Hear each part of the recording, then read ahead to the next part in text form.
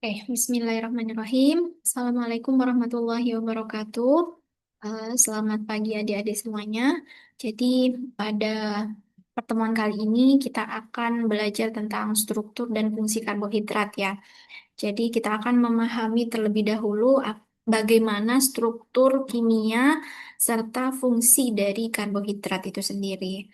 Nah, tujuan dari mata kuliah kali ini, mata kuliah kimia gizi dengan materi struktur dan fungsi karbohidrat, yaitu untuk memahami peran penting karbohidrat sebagai sumber energi utama dan komponen vital yang terdapat dalam sistem biologis tubuh manusia. Jadi, dapat kita ketahui bahwa karbohidrat itu merupakan makromolekul atau makronutrien ya yang banyak dibutuhkan oleh tubuh banyak atau tubuh membutuhkan karbohidrat dalam komposisi dan jumlah yang banyak untuk sistem metabolisme, sistem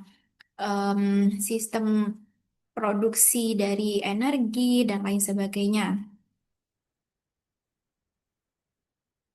Kemudian selanjutnya kita akan pertama-tama akan belajar tentang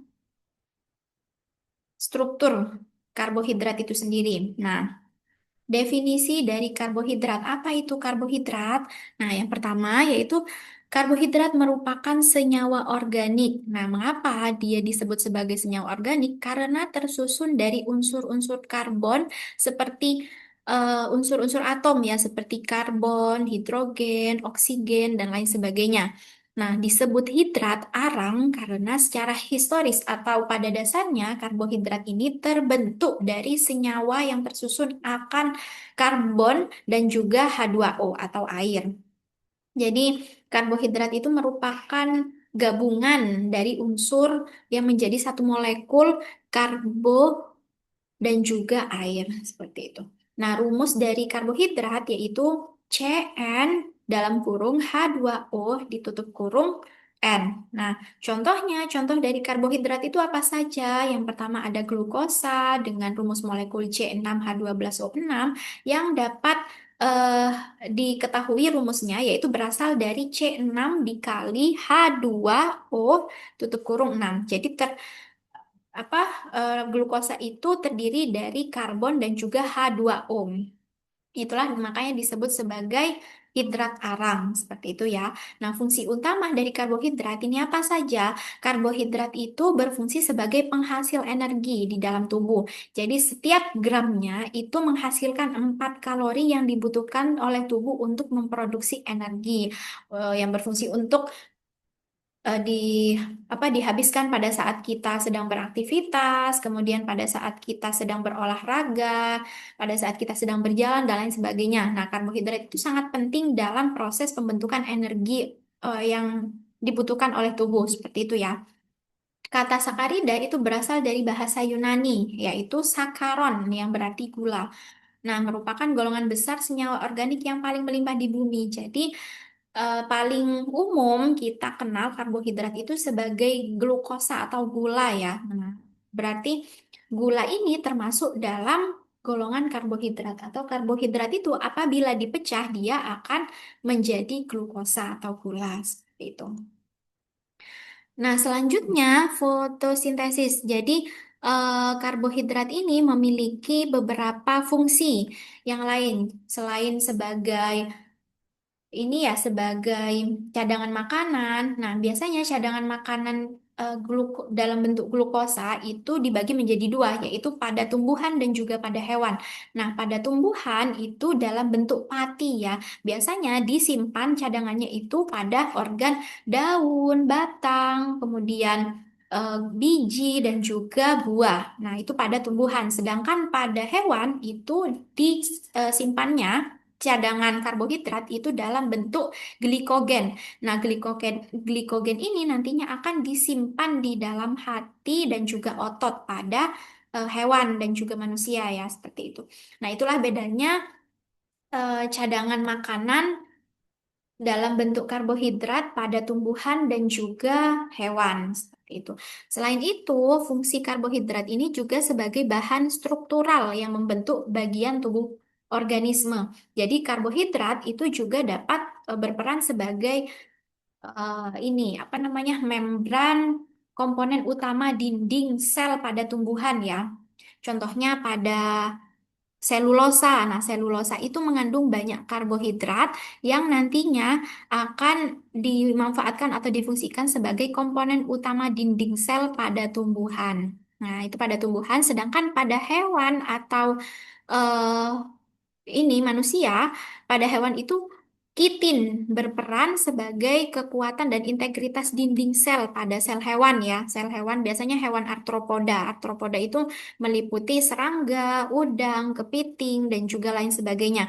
Nah, kitin ini mengandung banyak glukosa atau karbohidrat yang berfungsi untuk kekuatan atau integritas dinding sel pada serangga atau udang. Udang itu kan memiliki cangkang. Nah, biasanya karbohidrat itu eh, cangkang itu terdiri dari karbohidrat, kalsium, karbon dan lain sebagainya.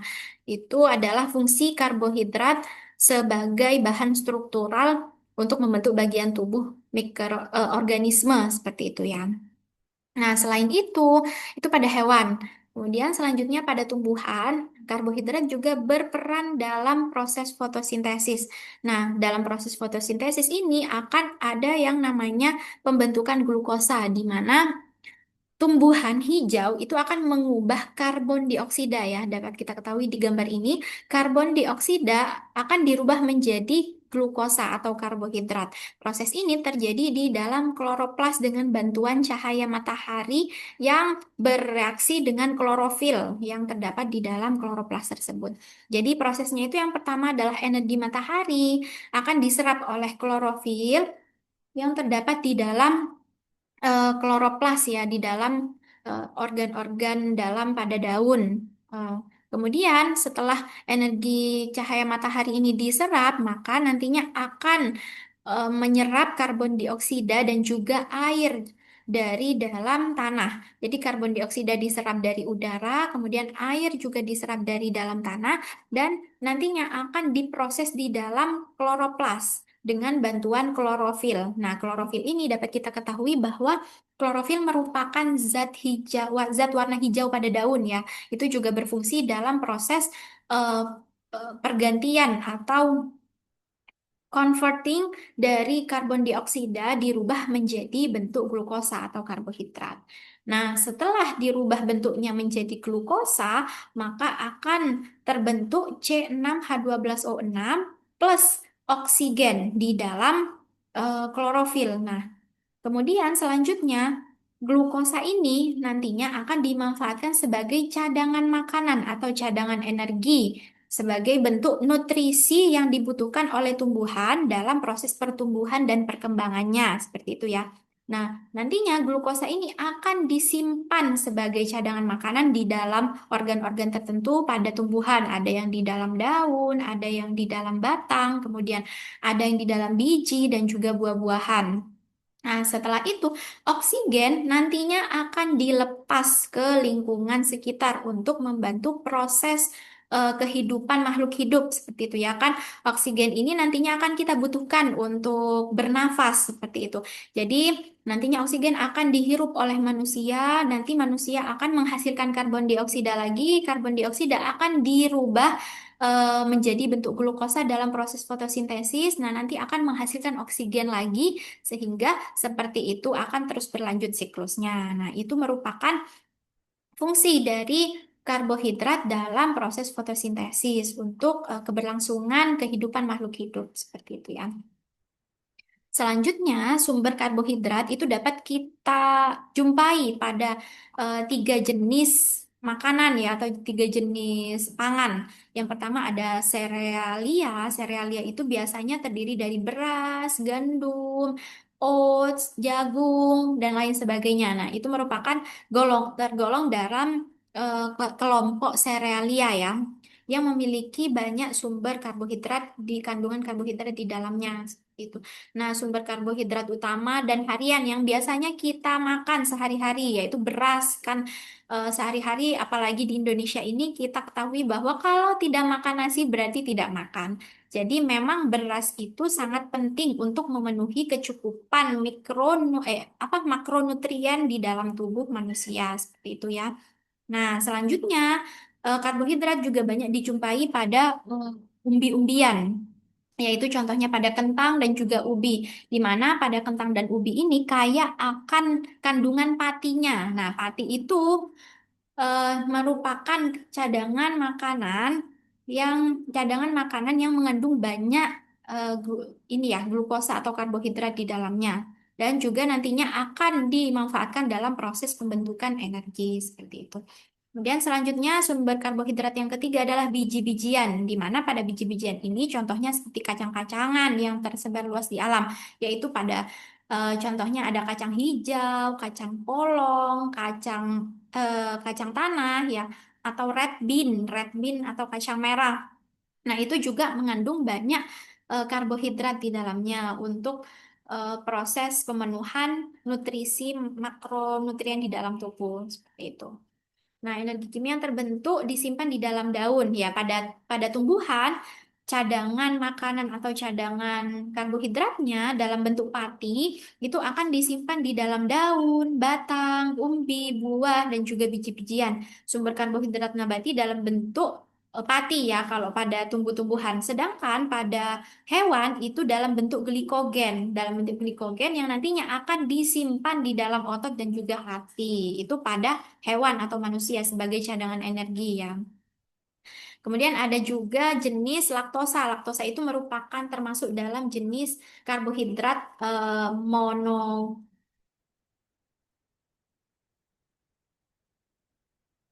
ya. Jadi laktosa itu merupakan jenis karbohidrat yang termasuk dalam golongan monosakarida yang hanya dapat dijumpai di dalam susu. Selanjutnya Eh, yaitu kita akan belajar tentang struktur molekul karbohidrat, di mana bentuk sederhana dari molekul karbohidrat hingga bentuk yang sangat kompleks. Jadi, karbohidrat itu dibagi menjadi empat, ya, berdasarkan struktur molekulnya dibagi menjadi empat golongan. Yang pertama ada monosakarida. Nah, bentuk molekul karbohidrat paling sederhana atau yang hanya terdiri dari satu molekul gula saja itu disebut dengan monosakarida. Contohnya yaitu ada glukosa, galaktosa, dan juga fruktosa. Itu termasuk dalam monosakarida karena hanya memiliki satu molekul gula sederhana saja, hanya terdiri dari satu molekul saja ya. C6H12O6 itu kan satu molekul. Jadi eh, glukosa, fruktosa, dan juga galaktosa itu termasuk dalam golongan kelompok monosakarida, yaitu bentuk molekul yang paling sederhana dan sudah tidak dapat dihidrolisis lagi atau tidak dapat disederhanakan lagi. Nah, selanjutnya yaitu ada disakarida. Disakarida itu merupakan bentuk atau rangkaian ikatan antara dua molekul monosakarida. Contohnya pada sukrosa, sukrosa itu merupakan perpaduan atau ikatan antara glukosa dan juga fruktosa. Sehingga apabila glukosa berikatan dengan fruktosa, maka akan menghasilkan sukrosa. Sedangkan pada laktosa itu merupakan perpaduan antara glukosa dengan galaktosa. Biasanya terdapat pada air susu ibu maupun susu sapi dan susu hewani lainnya seperti itu. Nah, itu merupakan golongan yang termasuk dalam kelompok disakarida ya, perpaduan antara dua jenis ikatan monosakarida. Nah, sehingga membentuklah disakarida, ikatan disakarida. Selanjutnya yaitu ada oligosakarida, di mana oligosakarida ini merupakan rangkaian beberapa monosakarida, contohnya rafinosa. Nah, oligosakarida ini biasanya merupakan ikatan antara eh, lebih dari dua bentuk molekul gula ya. Contohnya ada glukosa, fruktosa, dan galaktosa yang menggabung menjadi satu sehingga terbentuklah oligosakarida. Oligosakarida ini berbeda dengan polisakarida karena apabila polisakarida itu lebih dari oligosakarida, lebih banyak lagi, lebih kompleks lagi, yaitu bisa terbentuk dari tiga atau lebih ya molekul-molekul atau ikatan monosakarida atau molekul gula. Jadi polisakarida itu lebih kompleks daripada oligosakarida. Contohnya pada polisakarida itu ada patin, kitin, dan juga selulosa yang biasanya membentuk struktural dari dinding sel, pada sel hewan dan juga sel tumbuhan. Kitin ini kan pada sel hewan ya, yang saya contohkan tadi yaitu untuk membentuk em, kekuatan pada cangkang dari kepiting, udang dan lain sebagainya. Sedangkan pada selulosa ini untuk membentuk struktur sel membran dari membran tumbuhan untuk membentuk membran sel tumbuhan, dinding sel tumbuhan seperti itu ya kalau selulosa ini. Kalau kitin pada hewan. Nah, jadi dapat kita ketahui perbedaan antara monosakarida, polisakarida, disakarida dan oligosakarida itu dibedakan atas kompleksisitas dari struktur kimianya, dari struktur molekul penyusunnya. Nah, kalau monosakarida ini kan paling sederhana. Kemudian di bawah monosakarida itu ada disakarida, perpaduan antara dua molekul monosakarida menjadi satu. Jadilah disakarida, dua kan berarti di. Kemudian setelah itu ada oligosakarida, lebih dari dua ya, lebih dari dua molekul eh, gula sederhana yang berikatan atau terdiri dari lebih dari dua monosakarida yang berikatan. Dan apabila polisakarida itu yang sangat kompleks, yaitu lebih banyak dari oligosakarida, tiga, empat atau lima em, molekul monosakarida yang berikatan menjadi satu sehingga membentuk molekul polisakarida atau rantai polisakarida seperti itu. Selanjutnya yaitu sifat kimiawi karbohidrat di mana eh, karbohidrat ini termasuk dalam makromolekul. Makromolekul senyawa organik dengan bobot molekul yaitu berkisar antara ribuan hingga 500.000 hingga ratusan ribu ya. Yaitu dari ribuan hingga ratusan ribu. Di sini dijelaskan bahwa hingga 500.000. Jadi kenapa dia disebut sebagai makromolekul? Karena memang berat molekulnya atau bobot molekulnya itu sangat besar hingga mencapai 500.000. Oleh karena itu dia termasuk dalam struktur makromolekul dan juga makronutrien yang banyak nutrisinya dibutuhkan oleh tubuh seperti itu. Rumus kimianya yaitu CH2O dikali N atau Cn dalam kurung CH2 tutup kurung N di mana N ini merupakan jumlah atom yang terdapat di struktur kimia dari karbohidrat ya. Kalau atomnya ada 6 ya berarti C6. Kalau atomnya ada 5 ya berarti C5 dan lain sebagainya. Kemudian contoh senyawanya, apa? Contoh-contoh dari glukosa, maaf, contoh-contoh dari karbohidrat yaitu ada glukosa, sukrosa, kemudian selulosa. Nah, sukrosa ini merupakan perpaduan antara glukosa dan fruktosa seperti yang saya jelaskan tadi.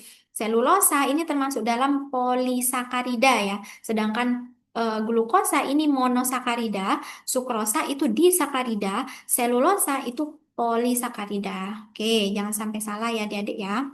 Berdasarkan bobot molekul dan rantai panjang hidrokarbon, makromolekulnya karbohidrat ini dibedakan menjadi empat, seperti yang saya sebutkan tadi. Ada monosakarida, ada disakarida, ada oligosakarida, dan polisakarida. Struktur karbohidrat itu terdiri dari beberapa atom yang penyusunnya. Yang pertama ada atom hidrogen, kemudian ada atom karbon dan juga atom oksigen. Mana nantinya dia akan membentuk struktur kimia siklik ya atau seperti cincin, struktur ikatan cincin ya. Selanjutnya yaitu gugus fungsional karbohidrat di mana karbohidrat ini memiliki dua jenis gugus, yaitu yang pertama ada gugus aldehid atau yang disebut dengan aldosa, dan yang kedua ada gugus keton atau yang disebut dengan ketosa. Jadi gugus karbohidrat yang mendapatkan tambahan struktur kimia karbohidrat yang mendapatkan gugus aldosa itu dibangun oleh polihidroksi dengan gugus aldehid. Jadi contohnya ada gliseraldehid. Nah, gliseraldehid ini merupakan jenis karbohidrat yang mendapatkan tambahan gugus aldehid. Kalau gugus aldehid itu ciri-cirinya yaitu COH seperti ini ya. COH di belakang struktur kimianya itu mendapatkan tambahan COH. COH itu merupakan ciri-ciri dari gugus aldehid, yaitu contohnya pada eh, apa karbohidrat yang mendapatkan tambahan gugus aldehid yaitu adalah gliseraldehid atau yang disebut dengan aldoteriosa. Dan selanjutnya pada karbohidrat yang mendapatkan gugus tambahan keton yaitu bagian pada bagian tengah dari struktur karbohidratnya itu mendapatkan tambahan ikatan rangkap dua ya pada atom C dengan atom O. Kalau yang tadi itu kan di ujung pada kalau gugus aldehid pada ujungnya dia mendapatkan tambahan ikatan dengan karbon dengan H dan ikatan rangkap C dengan O. Sedangkan pada gugus keton itu mendapatkan tambahan ikatan rangkap C dengan O. Ya, mendapatkan ikatan rangkap C dengan O. Nah, ini merupakan ciri khas dari gugus keton. Kalau gugus aldosa itu COH pada bagian akhirnya atau pada bagian ujung dari rantai. Kalau keton itu pada bagian tengah dari rantai kimia karbohidrat seperti itu ya. Nah, atom C memiliki kerangka tetraldehid yang membentuk sudut 105,9 derajat yang menyebabkan molekul karbohidrat lebih stabil dalam struktur siklik. Struktur siklik itu yang berbentuk seperti cincin ya, daripada rantai lurus. Jadi, struktur siklik itu lebih stabil dibandingkan dengan rantai lurus pada jenis karbohidrat. Nah, kerangka tetra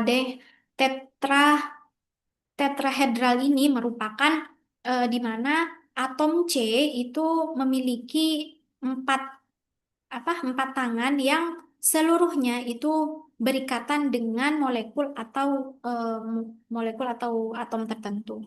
Itu merupakan tetraldehid. Jadi keempat tangan keempat tangan C-nya ini berikatan semua dengan eh, molekul atau atom tertentu seperti itu. Itu disebut dengan tetrahedral. Nah, selanjutnya yaitu klasifikasi karbohidrat berdasarkan atom C ya. Karbohidrat berdasarkan atom C itu ada yang disebut dengan pentosa dan juga disebut dengan heksosa. Jadi kita semua sudah belajar tentang perhitungan kimia ya. Ada meta, eta, propa, buta, penta, heksa, hepta, dan lain sebagainya sampai dengan deka 10. Jadi kalau penta itu terdiri dari 5 atom C atau ikatan sikliknya itu terdiri dari 5 atom C. Sedangkan heksosa itu terdiri dari 6 atom C. Struktur karbohidratnya itu diikat atau disusun oleh struktur kimia 6 atom C. Nah, itu merupakan heksosa. Kemudian, dapat kita ketahui bahwa pada gambar ini, di mana apabila C-nya ada 3, berarti disebut dengan triosa.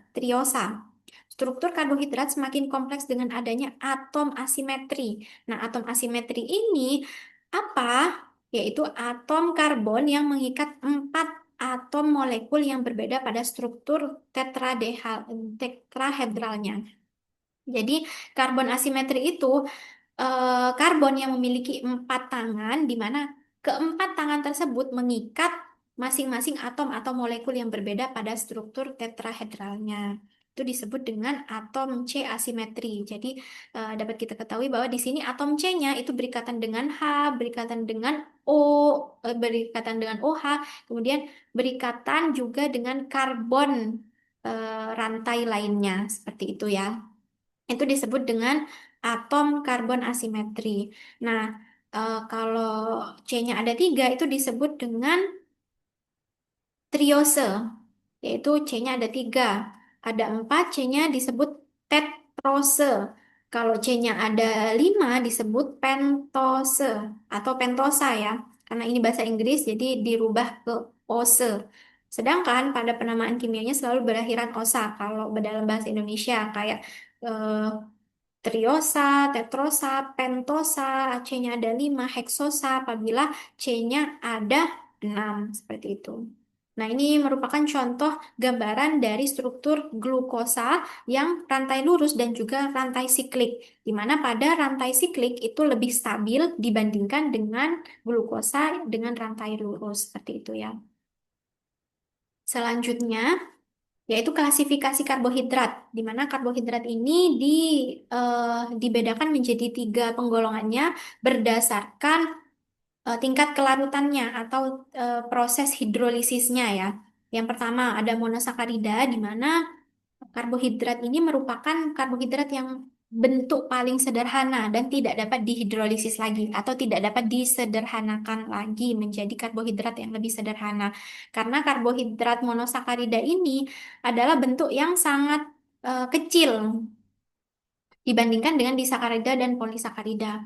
Nah, pada disakarida itu dapat dihidrolisis menjadi dua molekul monosakarida karena disakarida ini terdiri dari dua perpaduan antara dua jenis molekul monosakarida yang menjadi satu. Sehingga apabila dia dihidrolisis, maka akan memecah atau dapat dirubah bentuknya menjadi bentuk yang lebih sederhana, yaitu dua molekul monosakarida. Nah, selanjutnya yaitu polisakarida, di mana polisakarida ini dapat dihidrolisis menjadi lebih banyak molekul monosakarida, karena polisakarida itu sangat kompleks ya, terdiri dari banyak molekul-molekul monosakarida, disakarida maupun oligosakarida. Jadi apabila dia dihidrolisis, maka akan menghasilkan lebih banyak molekul monosakarida yang disederhanakan, seperti itu.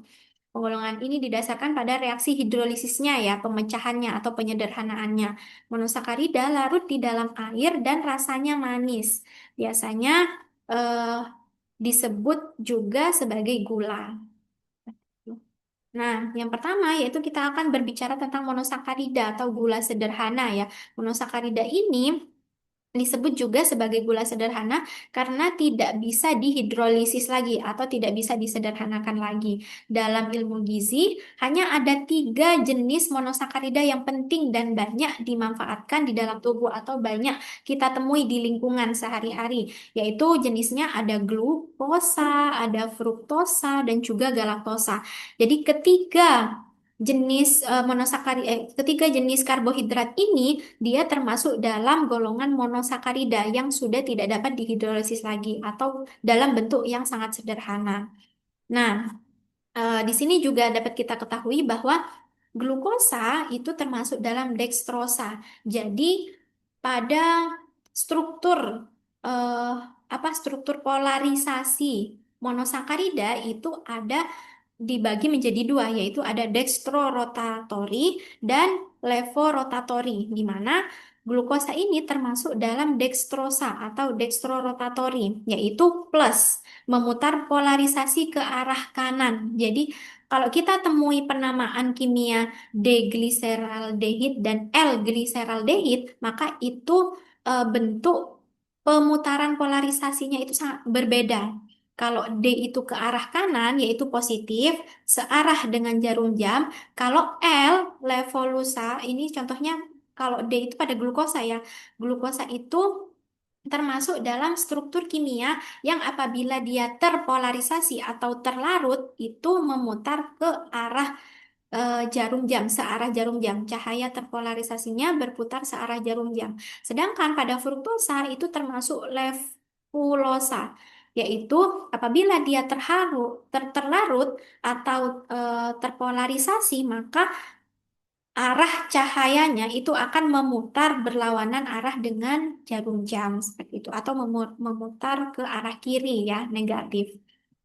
Sehingga terbentuklah lambang atau kode L dan juga D. Jadi kalau D ini dia memutar ke arah kanan atau searah jarum jam yang disebut dengan dextrorotatory, dan sedangkan apabila dia memiliki kode L atau levulosa, dia memutar berlawanan searah jarum jam ya, karena termasuk pada levorotatory atau cahaya terpolarisasinya itu berlawanan arah dengan jarum jam.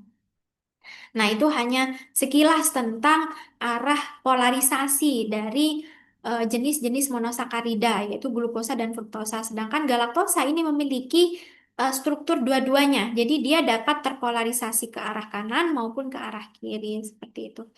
Nah, ini contoh lebih gampangnya, apabila dia memiliki kode D, berarti eh, gugus OH-nya atau gugus aldehid atau ketonnya itu berada di sebelah kanan. Nah, karena kalau glukosa ini termasuk dalam gugus yang memiliki tambahan gugus keton, yaitu CO ya, yang memiliki tambahan gugus keton, maka struktur OH-nya pada urutan C nomor 2 itu akan berada di sebelah kanan. Sedangkan pada L itu akan berada di sebelah kiri.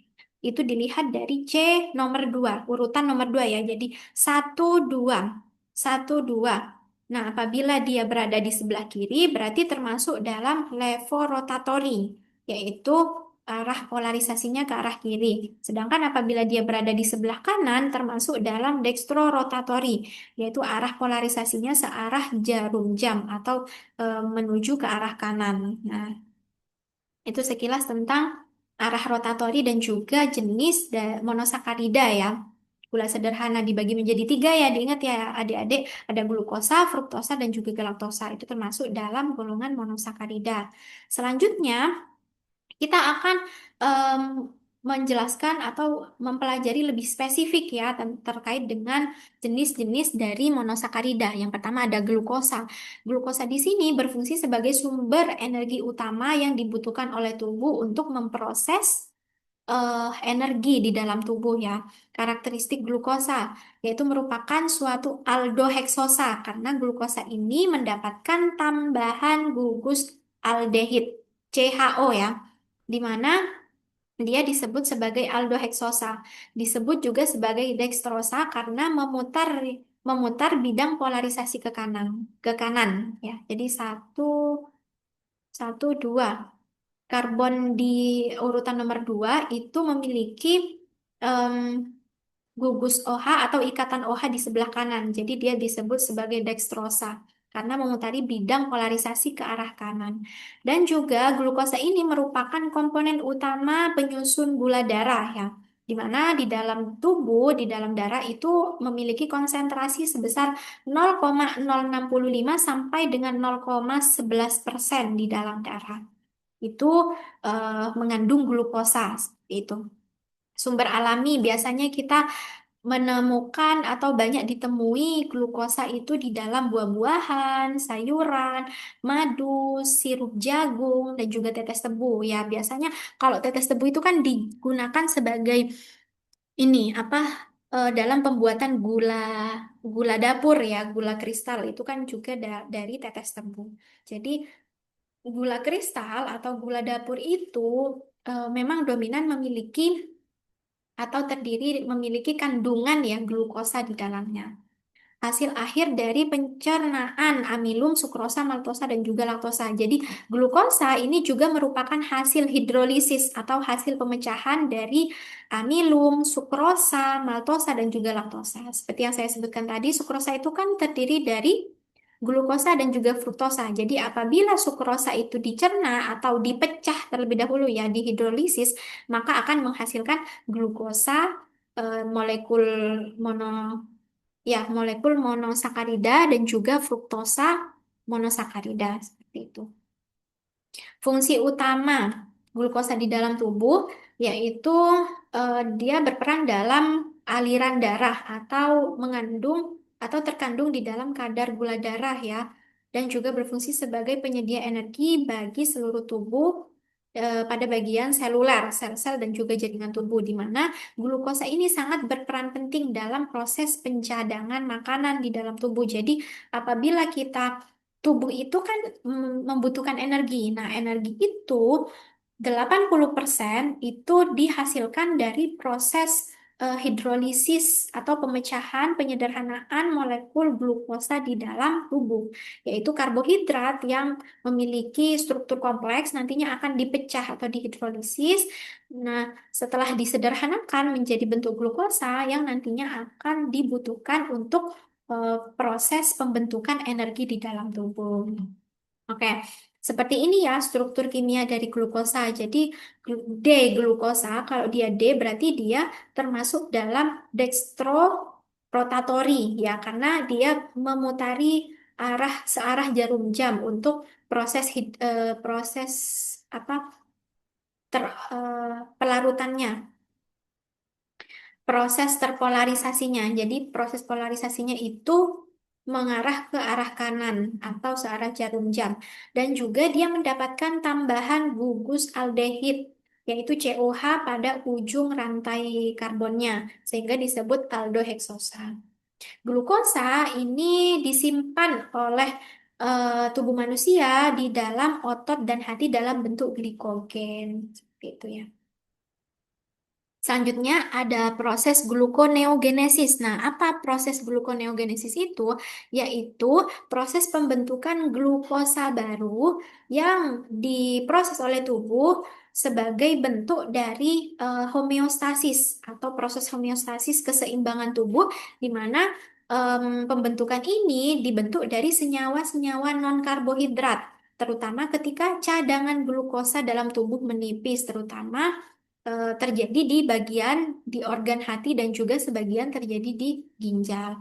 Nah, apa saja senyawa-senyawa non-karbohidrat yang dapat dirubah eh, menjadi glukosa dalam proses gluconeogenesis? Yaitu yang pertama ada asam amino, di mana asam amino ini akan merupakan hasil pemecahan dari protein ya, protein di dalam tubuh.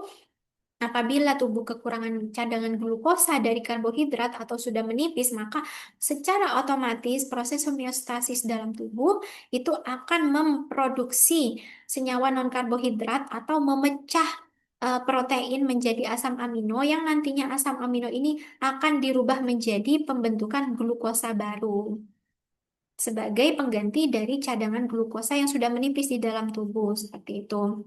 Kemudian ada laktat juga. Laktat ini merupakan hasil glikolisis dari anaerob. Jadi apabila tubuh juga kekurangan energi dari cadangan glukosa, maka secara otomatis tubuh akan memproduksi asam laktat ya, laktat yang ada di dalam tubuh untuk dirubah menjadi glukosa yang baru dan sebagai pengganti dari cadangan glukosa di dalam tubuh. Selain itu juga ada gliserol, lemak ya. Gliserol ini merupakan hasil hidrolisis atau pemecahan dari lemak trigliserida ya, dari bentuk trigliserida yang dipecah menjadi gliserol dan asam lemak. Nah, gliserol itulah yang nantinya akan dimanfaatkan oleh proses glukogenesis dalam pembentukan glukosa baru untuk menggantikan cadangan glukosa yang sudah menipis di dalam tubuh. Nah, glukosa dapat dioksidasi oleh zat pengoksidasi lembut seperti preaksitolens, sehingga disebut sebagai gula reduksi. Nah, yang disebut sebagai gula reduksi yaitu glukosa-glukosa yang dibentuk dari struktur senyawa non-karbohidrat ini. Itulah termasuk dalam gula reduksi. Jadi, apabila glukosa dapat mengubah asam amino menjadi bentuk gula yang bisa dalam bentuk gula, maka itu disebut gula reduksi. Karena dapat dibentuk dari senyawa non-karbohidrat, yaitu gula yang bisa mereduksi zat lain ketika gugus aldehidnya, karena gugus aldehidnya. Jadi, glukosa itu kan memiliki gugus aldehid. Nah, gugus aldehid ini yang nantinya akan berfungsi untuk mengubah asam amino menjadi glukosa, laktat dirubah menjadi glukosa, gliserol yang nantinya juga akan dirubah menjadi glukosa karena struktur dari gugus aldehid yang terdapat pada eh, rantai kimia glukosa glukosa tersebut ya. Nah, oleh karena itu mengapa glukosa itu termasuk dalam gula reduksi karena glukosa itu dapat mengubah senyawa non-karbohidrat menjadi bentuk gula yang baru. Seperti itu. Kemudian selanjutnya yaitu eh, contoh lain dari kelompok monoglu ya, kelompok lain dari monosakarida ya, yaitu adalah fruktosa dan galaktosa, di mana pada fruktosa itu juga merupakan struktur monosakarida yang termasuk dalam heksulosa. Kenapa disebut heksulosa? Karena dia memiliki 6 rantai karbon. Satu, dua, tiga, empat, lima. Satu, dua, tiga, empat, lima, enam. Jadi, fruktosa ini termasuk dalam heksulosa dengan tambahan gugus keton di tengah rantai karbon nomor 2. Makanya disebut heksulosa. Kemudian dia juga disebut levulosa karena memiliki arah terpolarisasi ke arah kiri. Coba kita lihat. Karbon nomor duanya, satu, dua, kan berada di arah kiri ya OH-nya. Jadi dia termasuk levulosa. Jadi apabila dia terdapat di sebelah kanan, ini contohnya seperti galaktosa itu berada di sebelah kanan, jadi dia termasuk dalam dextro ya, termasuk dalam D galaktosa. Kalau fruktosa itu kan levulosa. Jadi dia termasuk mendapatkan simbol L ya. L fruktosa seperti itu karena arah pemutaran polarisasinya berarah ke arah kiri sedangkan kalau D itu mengarah ke arah kanan. Jadi kalau fruktosa ini dia berlawanan arah ya, berlawanan arah dengan arah jarum jam.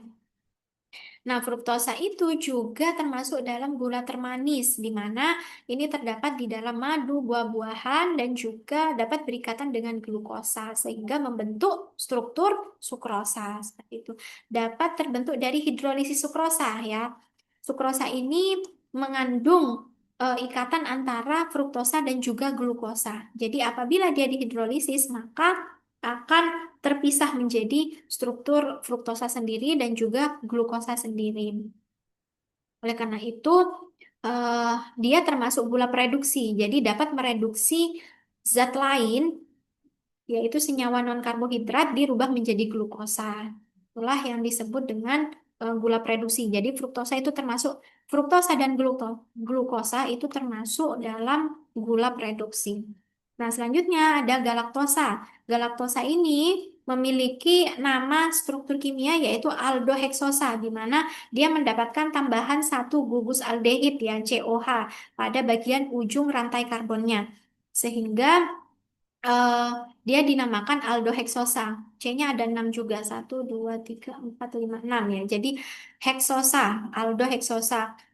C-nya ada 6 dan mendapatkan tambahan gugus aldehid. Dan galaktosa ini jarang kita temui di lingkungan sehari-hari di alam bebas. Umumnya berikatan dengan glukosa dalam bentuk laktosa, di mana biasanya galaktosa ini jarang. Waalaikumsalam. Eh, Laktosa ini terdiri dari galaktosa dan juga glukosa, di mana apabila dia dihidrolisis atau dipecah, maka akan membentuk struktur monosakarida sendiri dari galaktosa dan juga glukosa. Nah, galaktosa ini dalam bentuk monosakaridanya atau dalam bentuk tunggalnya itu jarang ditemui di alam bebas. Kebanyakan eh, berikatan dengan glukosa yaitu dalam bentuknya laktosa atau laktosa itu banyak ditemui di dalam gula yang terkandung pada susu, yaitu pada ASI, susu sapi, susu kambing, dan lain sebagainya. Galaktosa ini memiliki rasa yang kurang manis dibandingkan dengan glukosa dan juga fruktosa, serta galaktosa ini juga kurang larut di dalam air karena struktur karbohidrat yang membentuk laktosa itu sendiri ya. Biasanya kan juga tercampur asam amino, protein, dan lain sebagainya di dalam susu. Nah, itulah mengapa dia kurang larut di dalam air atau kurang polar. Selanjutnya yaitu disakarida. Nah, disakarida ini merupakan perpaduan antara dua molekul monosakarida yang berikatan menjadi satu. Disakarida adalah karbohidrat yang terdiri dari dua satuan monosakarida, di mana ini akan dihubungkan dengan ikatan glikosidik. Jadi dapat kita ketahui dari gambar ini, ikatan glikosidik itu adalah ikatan C anomerik. Jadi C anomerik itu C yang tidak memiliki nomor yang dia berfungsi hanya untuk mengikat dua jenis molekul monosakarida dan menghubungkan dua jenis molekul monosakarida itu menjadi satu. Nah, ini ya yang disebut dengan ikatan glikosidik O. O di sini yaitu merupakan ikatan glikosidik antara dua molekul satuan monosakarida, sehingga disebutlah molekul disakarida. Contohnya, molekul disakarida itu ada sukrosa, yaitu sukrosa terdiri dari perpaduan atau ikatan antara glukosa dan fruktosa, di mana contohnya itu seperti gula meja, gula tebu, dan juga gula bit. Sedangkan contoh lainnya dari disakarida yaitu ada maltosa. Maltosa itu perpaduan antara molekul monosakarida glukosa dengan glukosa sehingga akan menghasilkan pemecahan dari amilum atau pati yang biasanya terkandung di dalam pati.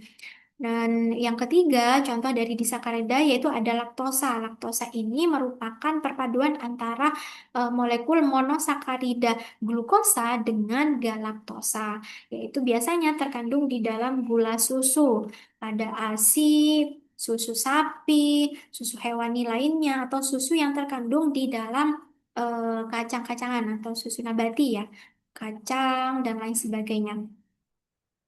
Nah, ini merupakan gambaran struktur kimia dari sukrosa, maltosa, dan juga laktosa yang dihubungkan dengan satu ikatan yang disebut dengan ikatan glikosidik, ya ikatan yang menghubungkan antara dua molekul satuan monosakarida seperti itu. Selanjutnya, yaitu ada sukrosa atau gula meja, di mana sukrosa ini termasuk dalam molekul disakarida. Biasanya sukrosa itu digunakan sehari-hari sehingga sering disebut sebagai gula meja atau table sugar ya, atau yang kita sebut dengan gula pasir. Nah, yang biasa kita buat masak sehari-hari itu termasuk dalam golongan disakarida dan jenisnya itu adalah jenis sukrosa, seperti itu ya. Jadi, sukrosa ini bila dihidrolisis akan terurai menjadi fruktosa dan juga glukosa. Jadi gula tebu itu 100% mengandung sukrosa.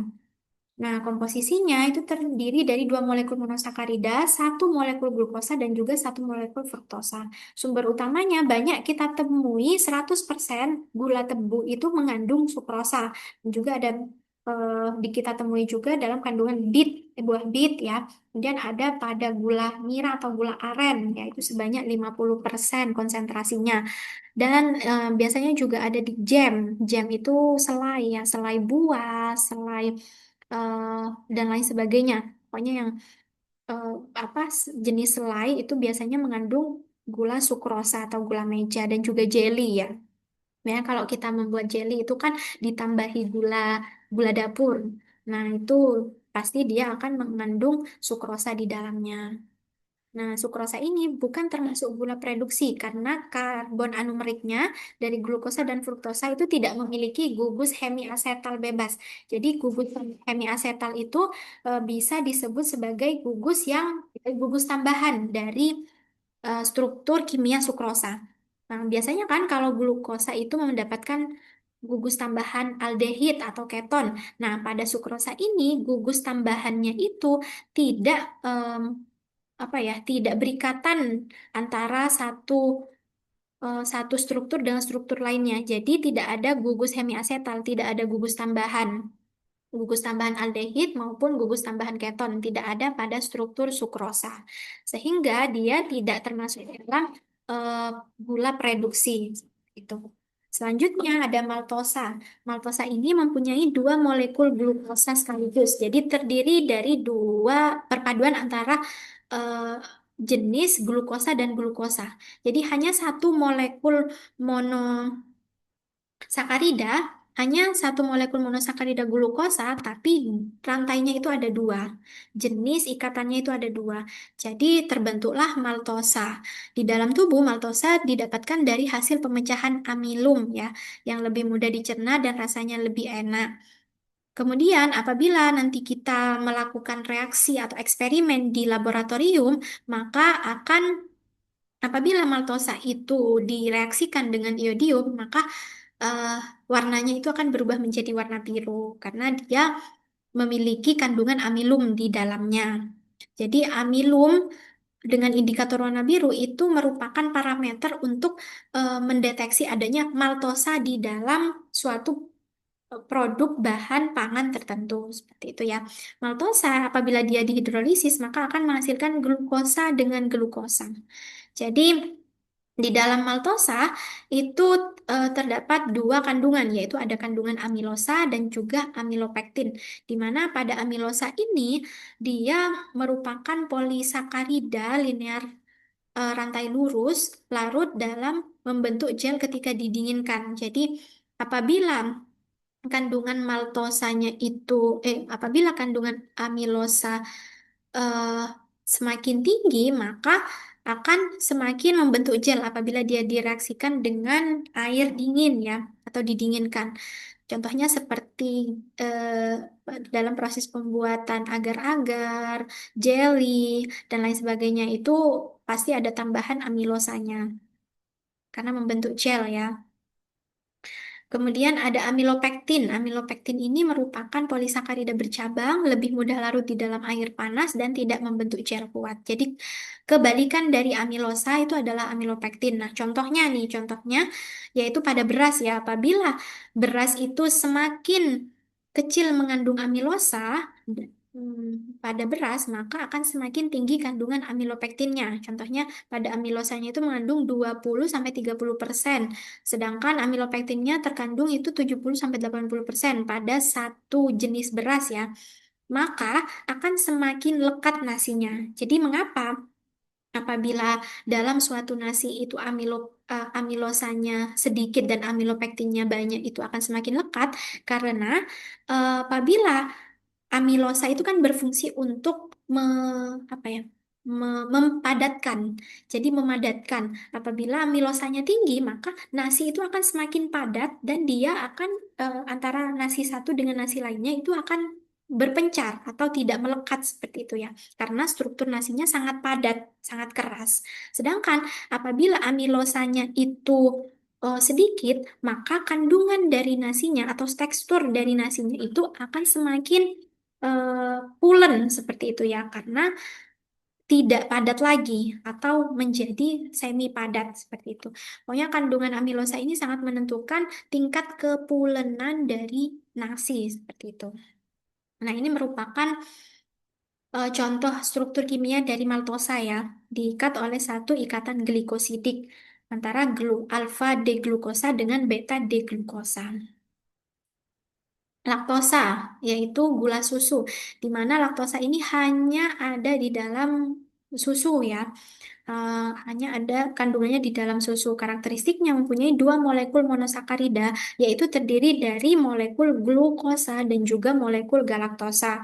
Dan laktosa ini tidak terlarut di dalam air atau kurang larut di dalam air ya. Kemudian apabila dihidrolisis akan memecah menjadi struktur monosakarida, glukosa, dan galaktosa. Hanya terdapat pada susu sehingga disebut sebagai gula susu. Kandungannya di dalam ASI itu sebanyak 4-7%, sedangkan di dalam susu sapi itu 4-5%. Jadi lebih banyak kandungannya di dalam ASI dibandingkan pada susu sapi. Seperti itu. Intoleransi galaktosa. Nah, ada beberapa bayi-bayi yang memang memiliki ini ya apa namanya sistem imun di mana dia intoleransi terhadap laktosa. Laktosa ini dapat menimbulkan intolerance yang disebabkan oleh enzim laktase sehingga kemampuan untuk mencerna laktosa itu berkurang. Jadi apabila bayi dia sangat apa ya alergi terhadap gula uh, gula susu atau yang terkandung di dalam susu sapi, maka bisa menggunakan gula apa kedelai yang nabati ya, pokoknya bukan yang hewani. Jadi intoleransi laktosa itu disebabkan karena eh, kinerja dari enzim laktase itu tidak mampu untuk mencerna laktosa secara berlebihan di dalam tubuh sehingga terjadilah yang namanya intoleransi laktosa atau biasanya itu alergi ya, alergi susu sapi seperti itu. Nah, gejalanya apa saja? Yaitu yang pertama ada diare, kembung, flatus, kejang perut, dan lain sebagainya. Itu adalah beberapa gejala-gejala yang terjadi pada bayi yang mengalami intoleransi laktosa. Ya, dia akan menyebabkan gangguan pertumbuhan karena bayi sering diare. Jadi, apapun yang masuk ke dalam tubuh, yang diminum atau dimakan oleh bayi tersebut akan eh, apa ya akan tidak dapat dicerna dengan baik atau tidak dapat dimetabolisme dengan baik di dalam tubuh si bayi sehingga nantinya akan mengganggu atau menghambat proses pertumbuhan dan perkembangannya serta sering diare seperti itu ya. Ini merupakan struktur kimia dari galaktosa, di mana dia dihubungkan oleh satu ikatan glikosidik yang nantinya akan meng, apa ya, akan mengikat struktur beta degalaktosa dan struktur alfa deglukosa seperti itu. Selanjutnya yaitu ada polisakarida. Nah, ini merupakan jenis golongan karbohidrat yang kompleks ya. Polisakarida merupakan senyawa karbohidrat kompleks yang dapat mengandung lebih dari 60.000 molekul monosakarida. Sangat banyak ya, 60.000 yang tersusun membentuk rantai lurus maupun bercabang. Rumusnya itu yaitu rumus umumnya C6 dalam kurung H10O5 dan tutup kurung N. N ini nantinya akan disesuaikan dengan berapa banyak struktur ikatan karbonnya seperti itu. Nah, dibagi menjadi dua bagian yaitu ada homopolisakarida dan heteropolisakarida, di mana pada polisakarida yang termasuk homopolisakarida itu hanya menghasilkan satu jenis monosakarida saja. Jadi seperti tadi ya, jadi seperti tadi contohnya maltosa. Maltosa itu hanya terdiri dari glukosa dan glukosa saja. Jadi hanya terdiri dari satu jenis monosakarida. Kalau heterosakarida berarti dia lebih dari satu jenis monosakarida. Ada galaktosa, ada glukosa, ada fruktosa dan lain sebagainya. Jadi bermacam-macam jenis monosakaridanya kalau heteropolisakarida. Kalau homo hanya satu jenis saja seperti itu.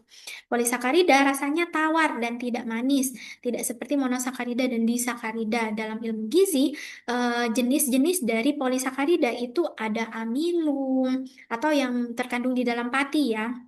Kemudian ada dextrin, glikogen, dan juga selulosa. Nah, itu adalah contoh-contoh dari polisakarida. Yang pertama, kita akan membahas tentang amilum atau pati, di mana amilum ini merupakan sumber yang berlimpah yang dapat kita temui pada umbi-umbian, serealia, biji-bijian, dan lain sebagainya, yaitu pada jagung, beras, dan gandum. Kandungan amilumnya lebih dari 70%, sedangkan pada kacang-kacangan itu hanya sekitar 40%. Jadi kalau em, kita diet ya, kita mengalami menjalani proses diet itu biasanya kan banyak yang berganti dari karbohidrat pada nasi diganti menjadi umbi-umbian, biji-bijian. Nah, itu karena juga mengandung amilum pati di dalamnya sebanyak 70%. Itu dapat menggantikan karbohidrat dari nasi seperti itu ya. Kemudian amilum ini juga memiliki proses gelantinisasi atau akan mengalami proses gelantinisasi karena ya setelah seperti yang saya jelaskan tadi, amilum itu memiliki kandungan amilopektin ya di dalamnya. Amilum tidak larut di dalam air dingin tetapi larut di dalam air panas membentuk cairan pekat seperti pasta. Jadi seperti yang saya jelaskan tadi, bahwa amilum itu memiliki kandungan amilosa dan juga amilopektin, di mana dia akan mempengaruhi proses gelantinisasi atau proses pengentalan ya menjadi gel apabila amilumnya itu eh, apabila amilum dilarutkan di dalam air panas, maka itu akan membentuk cairan pekat seperti pasta atau membentuk gel ya. Kalau di air dingin, dia tidak akan membentuk cairan pasta atau tidak akan mengental seperti itu. Hanya terpolarisasi di jenis air panas atau dengan ini proses pemanasan seperti itu. Pati atau amilum adalah karbohidrat kompleks yang tidak larut dalam air berwujud bubuk, tawar, dan tidak berbau. Ini maksudnya tidak larut dalam air dingin ya, akan tetapi apabila dia mengalami proses pemanasan, maka akan terlarut dan juga membentuk cairan pekat seperti pasta atau gel seperti itu. Pada tumbuhan, pati ini berfungsi untuk menyimpan kelebihan glukosa sebagai produk fotosintesis dalam jangka panjang seperti yang saya jelaskan tadi, bahwa pati itu merupakan bentuk cadangan makanan yang biasanya dimanfaatkan oleh tumbuhan dan itu tersimpan di dalam organ-organ seperti daun, batang, buah-buahan, biji-bijian dan lain sebagainya. Nah, itu merupakan ini ya, contoh dari pati atau amilum. Ini merupakan struktur kimianya. dari amilum atau pati. Selanjutnya, glikogen. Nah, glikogen itu juga merupakan bentuk eh, apa? Cadangan makanan pada hewan dan manusia. Biasanya terdapat di dalam hati dan juga otot. Ya, biasanya tersimpan di dalam hati dan juga otot dalam bentuk glikogen. Karakteristik dari glikogen ini merupakan homopolimer glukosa yang berbentuk karbohidrat dan tersimpan di dalam struktur ini fisiologi hewan dan juga memiliki fungsi sebagai penyimpanan energi. Jadi em, energi yang disimpan dalam bentuk glikogen nantinya akan ditaruh atau disimpan di dalam hati dan juga otot pada hewan dan juga manusia. Nantinya apabila dia dibutuhkan atau tubuh membutuhkan eh, apa energi yang ekstra, maka akan dipecah glikogennya itu menjadi asam jaringan adiposa ya. Di jaringan adiposa nantinya akan dipecah menjadi asam lemak dan dimanfaatkan untuk proses pembentukan energi seperti itu. Disebut pati hewan karena terbentuk dari 1.000 molekul larut di dalam air. Pati nabati tidak larut dalam air ya. Seperti yang dijelaskan tadi. Kemudian bila bereaksi dengan iodium, dia akan menghasilkan warna merah. Jadi nanti kalian akan ada praktikum ya, praktikum untuk mendeteksi adanya karbohidrat, adanya kandungan protein, lemak, vitamin, dan lain sebagainya. Itu akan menggunakan larutan iodium sebagai indikator deteksi dari ini ya, karbohidrat atau protein makromolekul lainnya seperti itu. Nah, biasanya kita akan menemukan glikogen ini tersimpan di dalam otot ya, otot hewan, manusia, dan juga ikan. Kemudian glikogen atau pati ya, pati itu pada tumbuhan, kalau glikogen itu pada hewan. Kalau pati itu juga dapat ditemukan di kecambah dan serealia, dan glikogen ini juga dapat ditemukan di susu dan sirup jagung. Konsentrasinya sebesar 26%. Ini struktur dari glikogen ya. Glikogen itu terdiri dari homopolimer. Jadi dari banyak struktur glukosa. Glukosa yang dihubungkan menjadi satu dengan ikatan glikosidik ya. Tapi dalam satu jenis saja, satu jenis glukosa saja, bukan bukan bermacam-macam homosakarida, yaitu eh bukan bermacam-macam monosakarida, hanya satu jenis monosakarida saja, yaitu glukosa. Seperti itu. Mhm. Nah, ini glikogen terdiri atas subunit glukosa dengan ikatan rantai lurus alfa 1 iya, alfa 1,4 dan juga ikatan rantai cabang ya, alfa 1 sampai 6. C alfa 1 sampai 6. Nah, itu yang menghubungkan antara ikatan pada glikogen. Glukosa, ada rantai lurus, kemudian ada rantai cabang, seperti itu. Selanjutnya yaitu selulosa. Selulosa ini terdapat eh, di dalam tumbuh-tumbuhan ya untuk menyusun ini sel dinding dari tumbuhan merupakan serat penting yang hampir 50% berasal dari karbohidrat dan juga sebagai penyusun bagian terpenting dari dinding sel tumbuhan.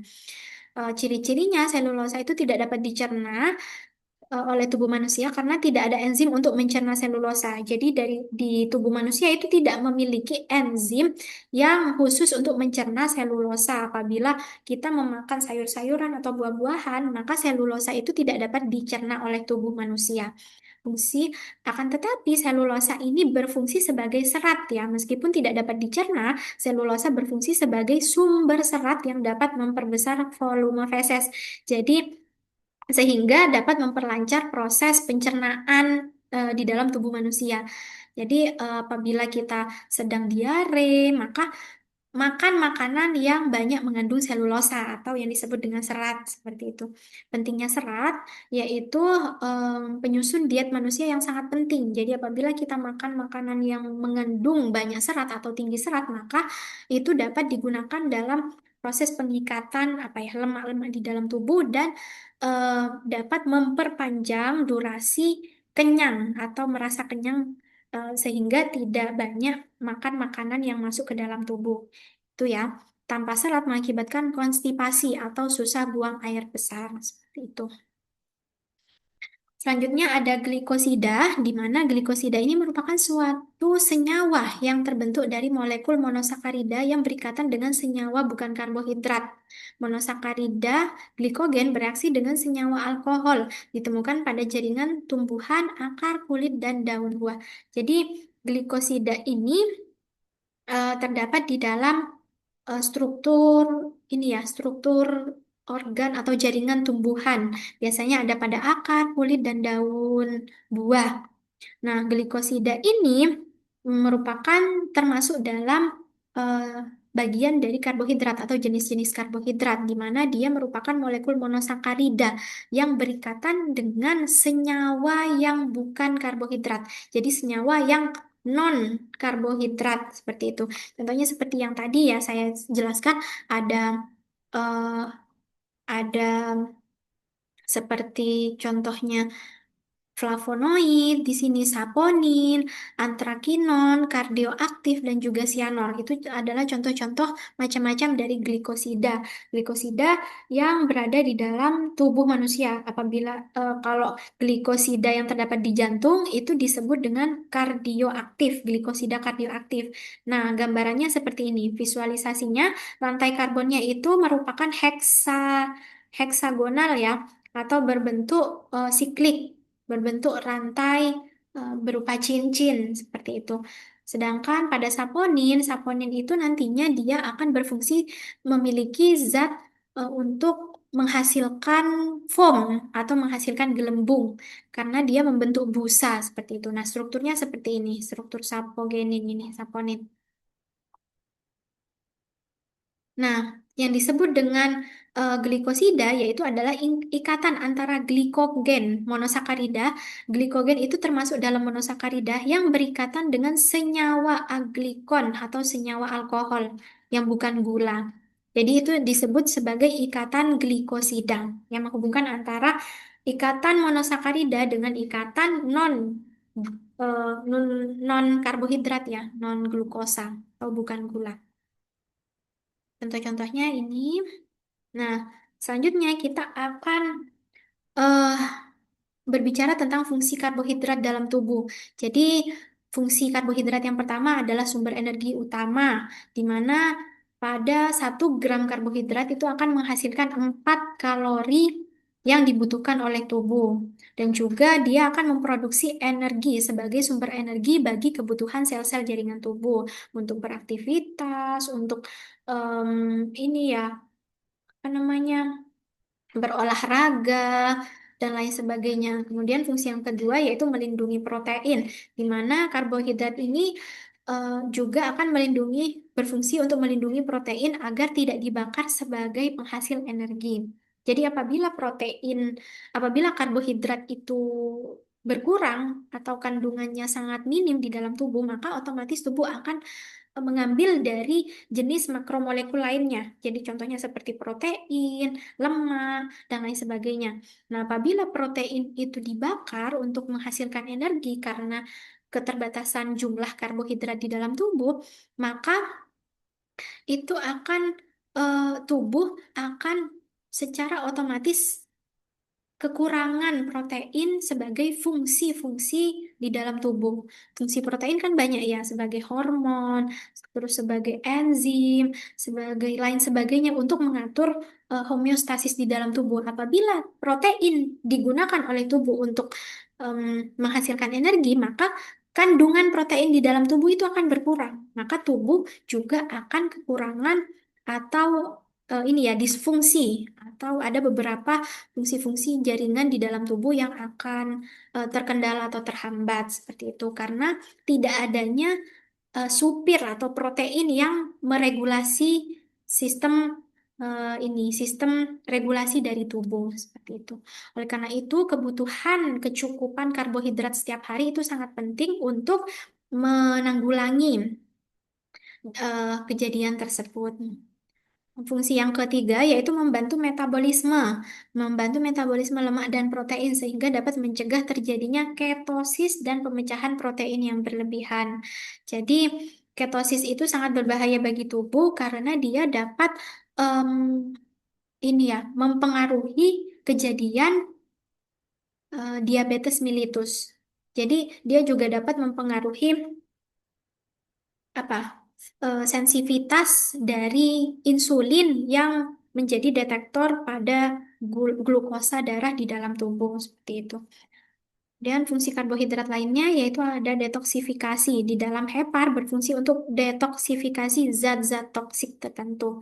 Jadi dia juga berperan sebagai filter ya untuk memfiltrasi atau menyaring zat-zat toksik atau berbahaya di dalam tubuh. Itu terjadi di dalam hepar atau hati. Selanjutnya, fungsi khusus karbohidrat yaitu sebagai penyerapan kalsium. Contohnya seperti karbohidrat dalam bentuk laktosa ya. Laktosa itu akan berfungsi membantu penyerapan kalsium di dalam tubuh. Nah, selain itu, fungsi khusus karbohidrat lainnya yaitu sebagai kesehatan pencernaan, di mana serat ya fiber, dietary fiber berguna untuk pencernaan dan memperlancar defekasi atau proses pencernaan yaitu untuk agar tidak diare dan juga serat-serat yang dibutuhkan oleh tubuh itu dapat tercukupi sehingga mempermudah proses pencernaan. Beberapa jenis karbohidrat memiliki fungsi khusus di dalam tubuh. Beberapa golongan karbohidrat yang tidak dapat dicerna mengandung serat yang sangat penting untuk kesehatan pencernaan. Nah, kesimpulannya yaitu karbohidrat merupakan komponen vital. Vital itu sangat penting ya, sangat dibutuhkan oleh tubuh dalam nutrisi manusia. Berfungsi sebagai sumber energi utama dan memiliki peran penting dalam berbagai proses metabolisme tubuh. Jadi karbohidrat itu yang dapat dicerna oleh tubuh per 1 gramnya itu adalah mengandung 4 kalori ya, energi yang dihasilkan oleh karbohidrat. 1 gram itu akan menghasilkan 4 kalori. Sedangkan komposisi pada tumbuhan, karbohidrat pada tumbuhan itu sebanyak 50% konsentrasinya, yaitu biasanya terkandung pada selulosa sebagai eh, sebagai ini ya, penyokong atau merupakan bagian dari struktur tumbuhan untuk membentuk membran sel ya, untuk membentuk membran sel tumbuhan, dinding ya, dinding sel tumbuhan. Kemudian jenis monosakarida itu ada 3, yaitu yang pertama ada glukosa, fruktosa, dan juga galaktosa. Kalau di sakarida itu ada sukrosa, maltosa, dan juga laktosa ya. Kalau di sakarida kemudian ada oligosakarida dan juga polisakarida. Hmm, Oke, mungkin itu yang dapat saya sampaikan terkait dengan struktur dan fungsi karbohidrat pada materi kali ini. Semoga materi kali ini dapat dicerna dengan baik ya adik-adik. Semoga dapat dipahami dan juga bermanfaat bagi adik-adik, dapat dengan mudah dipelajari untuk bisa diaplikasikan di kehidupan sehari-hari juga karena ini merupakan makromolekul yang banyak kita temui pada lingkungan sehari-hari. Ya, mungkin itu saja yang dapat saya sampaikan. Kurang lebihnya mohon maaf. Wassalamualaikum warahmatullahi wabarakatuh.